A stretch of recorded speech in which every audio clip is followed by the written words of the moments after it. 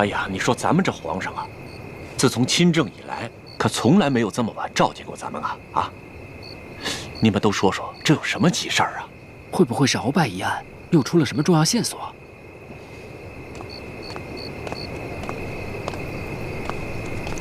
嘿，李太医，你也来了？哎，莫非是皇上他龙体欠安啊？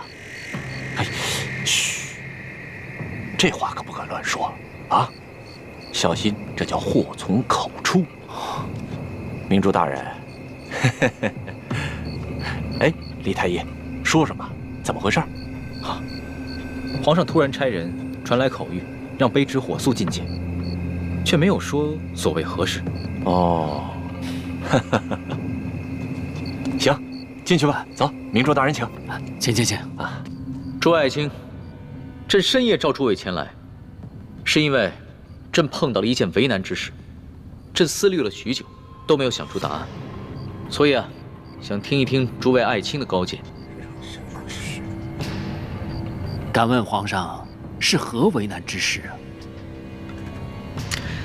这有什么事情啊？是只有其他人能做到，而自己却偏偏办不到的。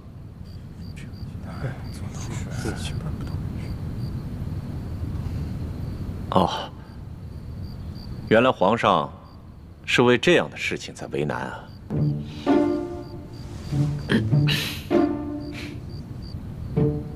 有了，比如说，别人可以杀得了我们，但是我们杀不了自己。这个答案不对，这个答案只是诡辩。我们每个人都有能力杀了自己，而不是绝对做不到。这个答案必须是别人可以示范出来给大家看，而自己却偏偏无法效仿的。皇上，不知皇上怎么突然问起这么奇怪的问题，还这么着急，想要知道答案。这其中缘由，朕不便透露。诸位爱卿只要好好开动脑筋，帮朕解忧就行了。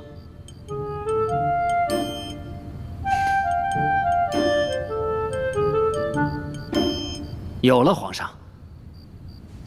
皇上，我们每个人都不能提着自己的头发，把自己从地面上提起来，但别人可以呀。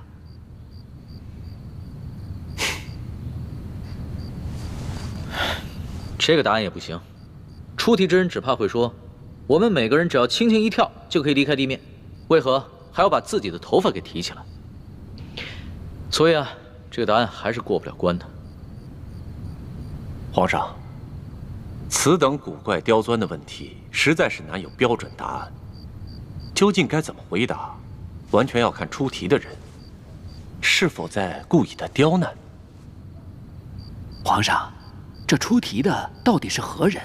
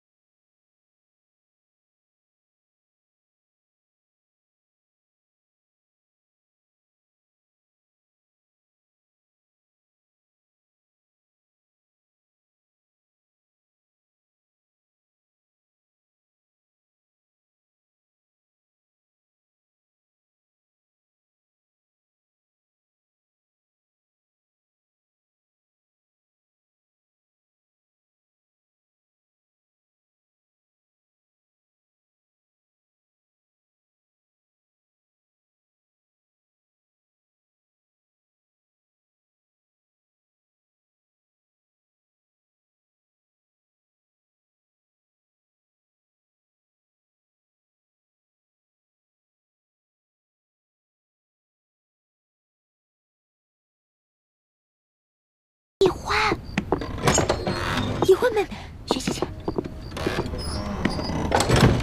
来，走。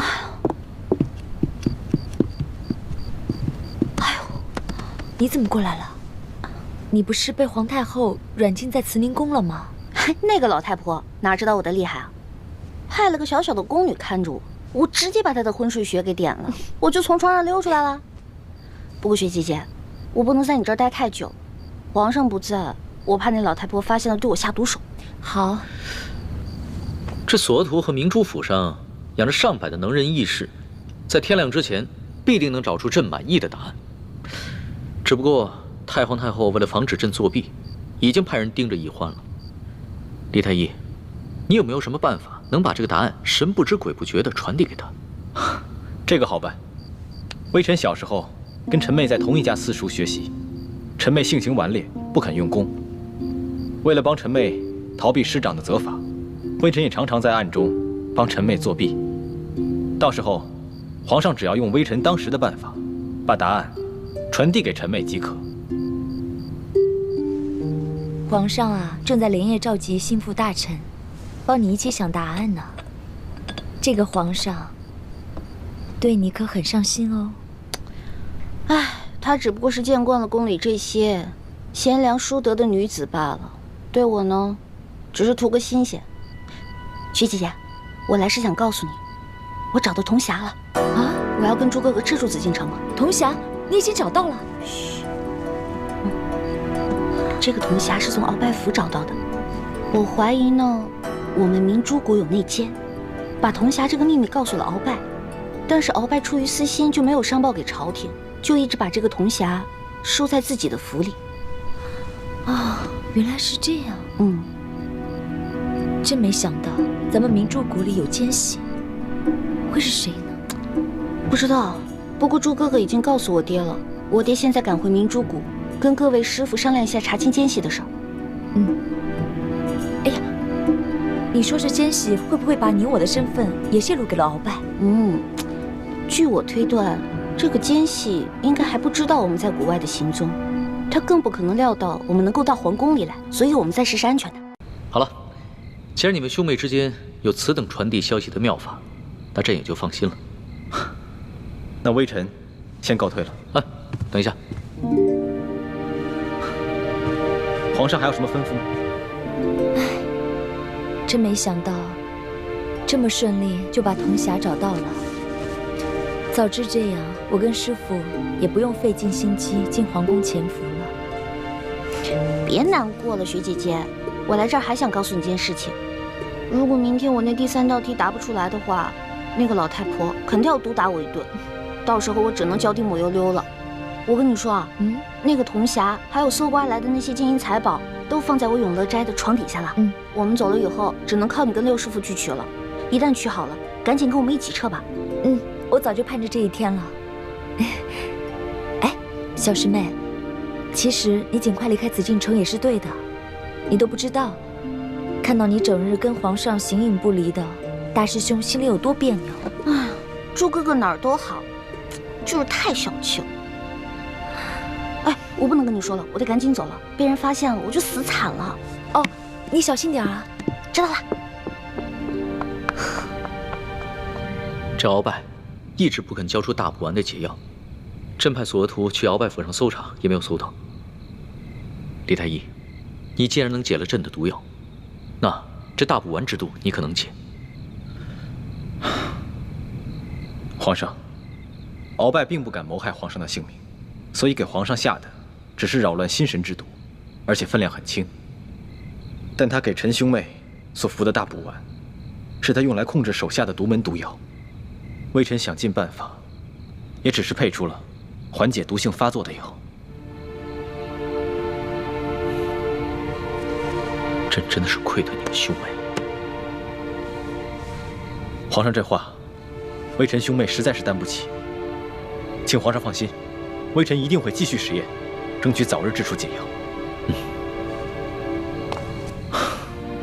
已经3更天了，皇上早点歇着吧。朕刚刚亲政不久，朝中还有多少大事小事没能理顺？尤其鳌拜一案，牵连甚广，盘根错节，山西直隶等省又遭遇了数十年不遇的大旱，朕岂能安心入睡？你先退下吧。微臣告退。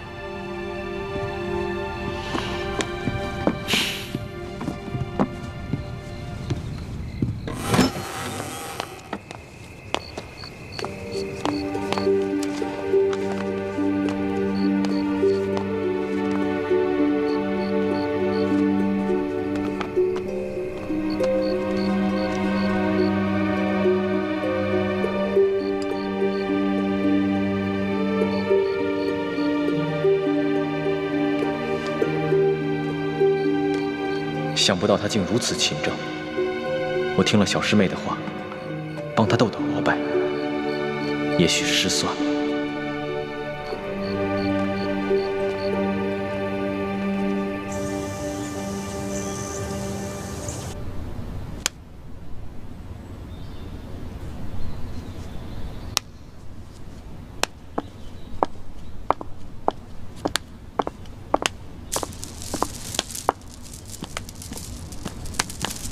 太皇太后吉祥，皇上吉祥，皇后娘娘吉祥。罢了，这答案有没有想出来？太皇太后，奴婢脑子实在太笨了，所以到现在答案还没有想出来。哦，那你可得要抓紧啊！这转眼就要正午了。不好意思了，龙小弟，5时一到，我就会马上逃出宫去。我们也许就再也见不到面了。太皇太后，您跟皇上在这，奴婢实在太紧张了，能不能到门口去想啊？哀家准你了。哀家倒要看看你这小丫头还能耍出什么小花样来。奴婢绝不敢耍花样，多谢太皇太后，奴婢告退。慢着，易欢，外面日头大，朕赏你一把扇子。以免你那小脑袋瓜子被晒伤了，更想不出来了。多谢皇。等等，那扇子上有皇上新题的字吧？拿给哀家看看。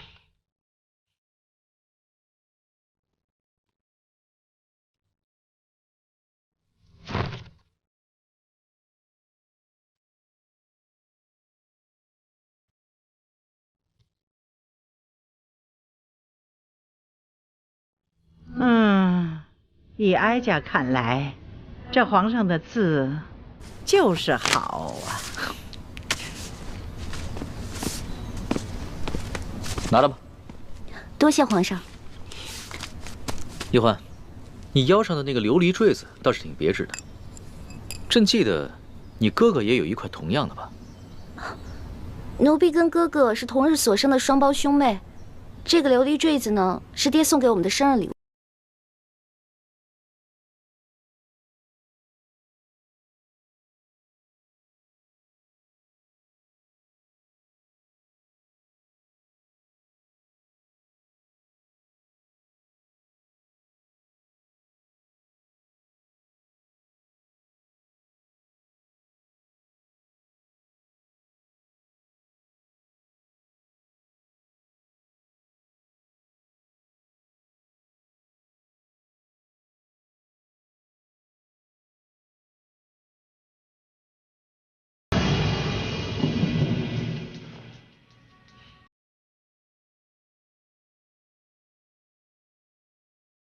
哎，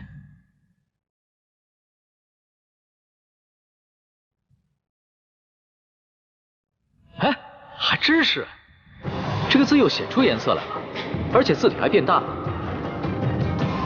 这个琉璃坠其实是一个彩色的放大镜，是微臣的爹从一个西洋商人手中购得，送给臣和臣妹的10岁生日礼物。臣兄妹各有一个，随时带在身上。到时候，皇上只要将答案用这药汁抄写在这扇面之上，传递给臣妹即可。告诉她，用这个琉璃坠，她就会明白了。李太医，朕真的很羡慕你，能和易欢有这么美好有趣的童年。不像朕，10岁的时候就父母双亡，而且还不得不提防宫中各路势力的算计。行了，那你赶紧去吧，要是耽误了时间啊，朕也救不了你。多谢皇上。慢着，外面天气太热了，本宫就赏世淑姑娘一方丝巾，擦擦汗吧。多谢皇后，奴婢告退。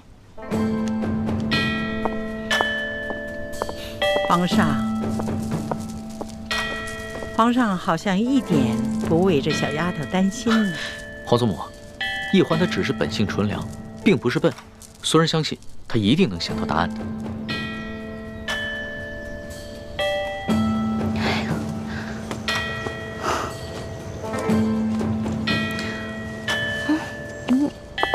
祖母小心。来，皇上，能不能叫2个人帮奴婢推下车啊？走了。这，谢皇上。你们2个帮我推下车。哎，你扶我一把。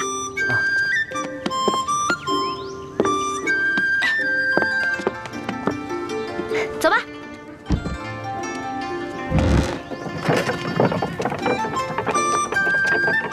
好，停。来，放下放下。那个，你再来扶我一下。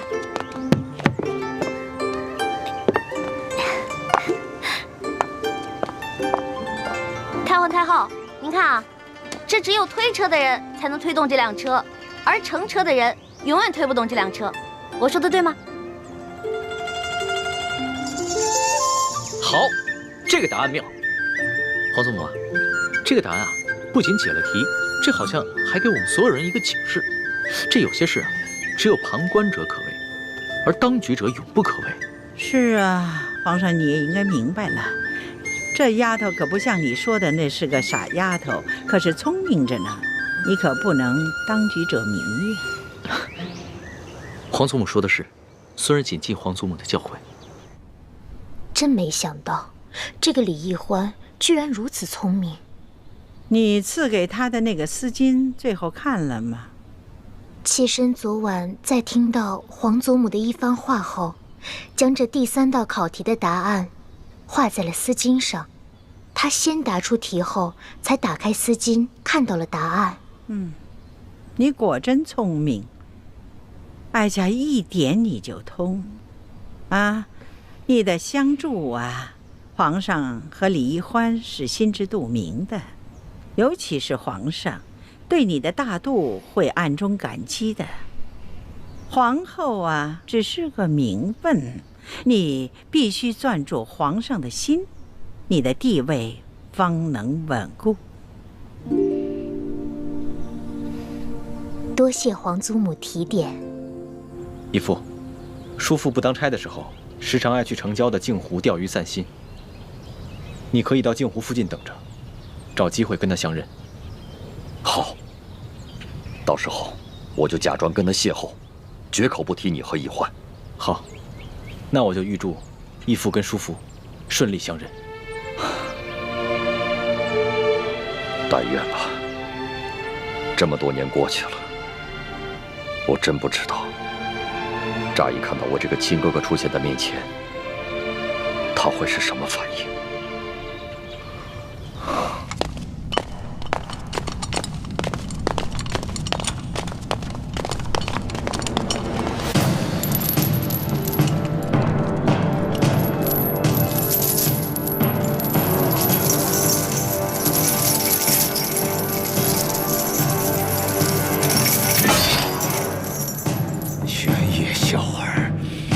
终于赶来见老夫了。鳌拜，在牢里待了这么多天，想明白了吗？可有悔恨之心？老夫当然有罪。老夫这第一罪，当年不该冒死从乱军中救回太宗皇帝。老夫第二罪，不该征战沙场，出生入死，为你们爱新觉罗家族打下这片江山。老夫第三罪，不该对先帝于忠尽心尽力地辅佐你这个黄毛小儿。老夫第四罪，明知你翅膀硬了，要来诛杀老臣了，要独揽大权了，老夫也能先下手为强，除掉你这个昏君。事到如今，你还睡在几十年前的功劳簿上，丝毫没有反省。你圈地害民，党同伐异，欺君罔上，弄权误国之罪。要不是你当年救过太宗皇帝，要不是你为大清朝立过那么大的军功，朕就算砍你脑袋100遍都不为过。老夫现在是做了阶下囚，这一生的功过随你红口白牙怎么说。但是玄烨，我告诉你，你不要以为你除掉了老夫，你的皇位就能够坐稳了。在你身边，潜伏着2条毒蛇，他们随时都会要了你的命。你说的什么意思？朕不明白。那老夫就告诉你，你以为李建清和李易欢兄妹2人是真心对你效忠的吗？他们实际上是在挑起你我君臣之间内斗，居心叵测。他们帮助你擒拿住老夫，只是为了骗取你的信任罢了。在你未动手之前，那个李建清就来找过老夫，把你的计划悄悄地告诉了老夫。老夫只是一时拖大，以为就凭你训练的那几个会摔跤的少年，怎么能拿下老夫这大清第一勇士呢？也没料到那李氏兄妹2人居然会反水，这才让你侥幸的险胜了。皇上，鳌拜这会儿也许说的是实情，难怪他事先就服下了解药。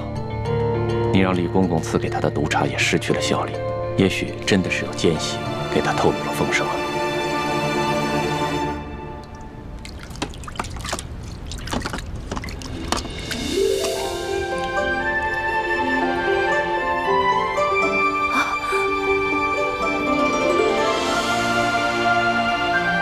这铜匣果然是真的。欢妹，你太厉害了，这么艰巨的任务居然被你完成了。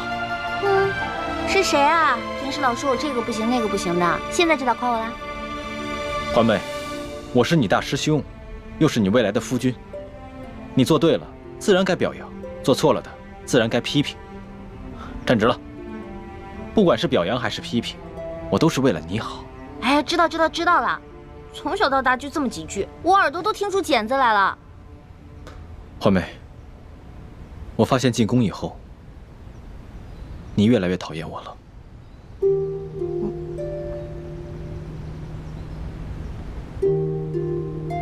鳌拜，你以为朕会中了你的挑拨离间之计吗？是，皇上，鳌拜也许死到临头了，还要这样搞挑拨离间的小动作。挑拨离间，玄烨，你这个无知的小儿！老夫虽然是你的眼中钉、肉中刺，可老夫是大清的8旗子弟，你我之间的君臣内斗，毁不了大清的根基。而那个李氏兄妹，他们不一样，他们来历不明，行为诡异，说不定就是那前明的余孽。是，你鳌拜是满族，李氏兄妹是汉族，可是拿匕首刺向朕的是你鳌拜，而挺身而出替朕挡刀的是李易欢。若非李氏兄妹反戈一击，只怕你和朕的位置现在就一敌而处了吧。所以朕明白，你恨李氏兄妹，你巴不得置他们于死地，朕是不会上你的当的。玄烨小儿，你果真是一个没有出息的君王。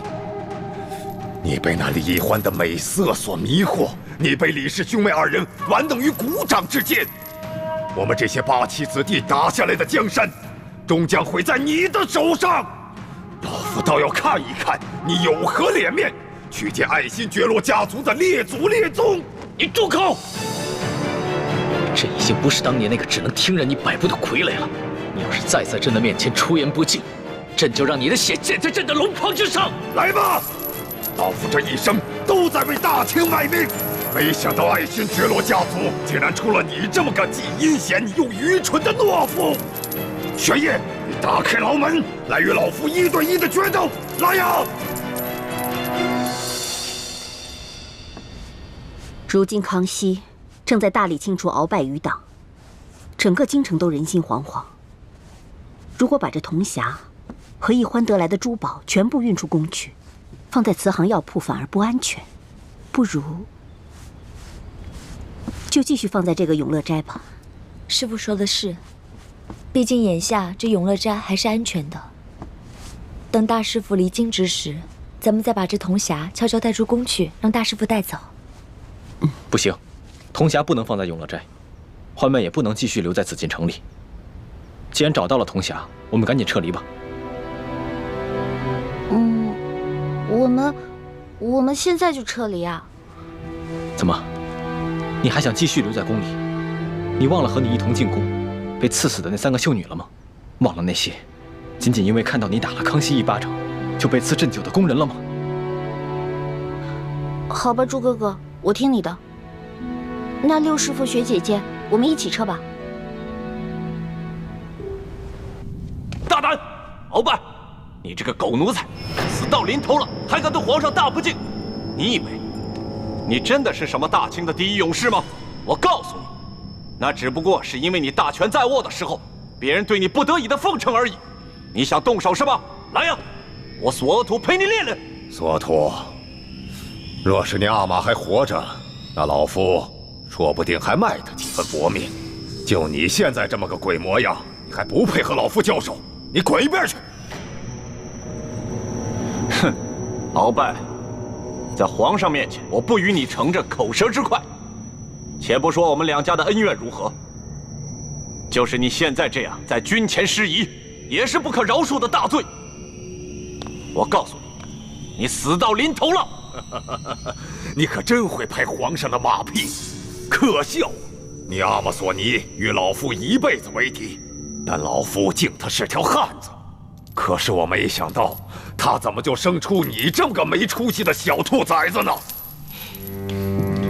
鳌拜，哪怕你是个勇士，像你这样的莽夫，也只配做爱新觉罗氏的鹰犬。朕乃天子，治国安邦才应该是朕擅长的。你那些技击之术，都是雕虫小技。朕纵然不如你，又有何妨？把他看好了，别让他自尽。你这个懦夫蠢货！你回来！你宁肯相信居心叵测的李氏兄妹，也不肯相信老夫这3朝老臣！你回来！我要见太皇太后！我要见太皇太后！回来！